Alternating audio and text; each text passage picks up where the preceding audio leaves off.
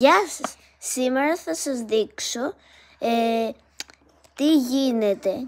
Εάν τα κάνεις αυτά συνέχεια, εδώ γίνεται, βλέπετε. Αν κάνεις αυτά τα σχήματα εδώ. Βασικά, γεια σας παιδιά, καλώς ήρθατε σε άλλο ένα βίντεο. Σήμερα θα σας δείξω λίγο αυτό εδώ. Ας το πούμε κροκοδιλάκι. Θα σας δείξω αυτό το κροκοδιλάκι και τι μπορούμε να κάνουμε, τι μπορούμε να ζωγραφίσουμε σε αυτό το κροκοδιλάκι. Δεν είναι κροκοδιλάκι, είναι βαταχάτι. Εντάξει, ό,τι λες. Σωστό. Εντάξει, παιδιά, τι κροκοδιλάκι είναι.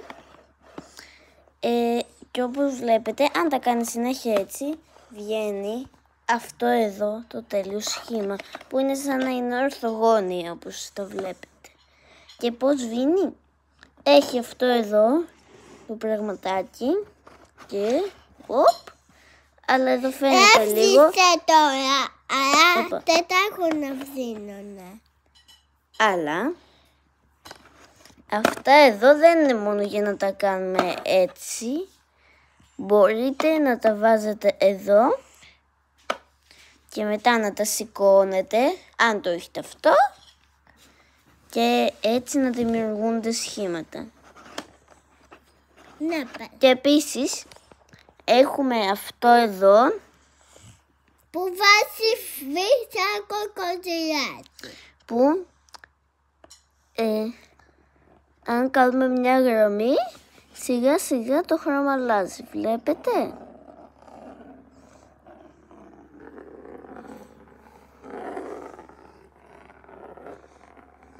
Σιγά σιγά αλλάζει το χρώμα.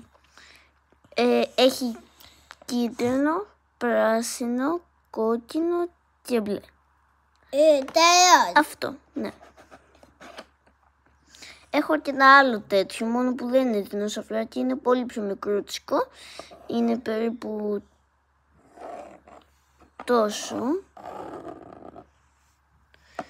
Και δεν έχει αυτά εδώ τα σχήματα, αλλά αυτό είναι μεγαλύτερο. Και μου αρέσει πιο πολύ αυτό.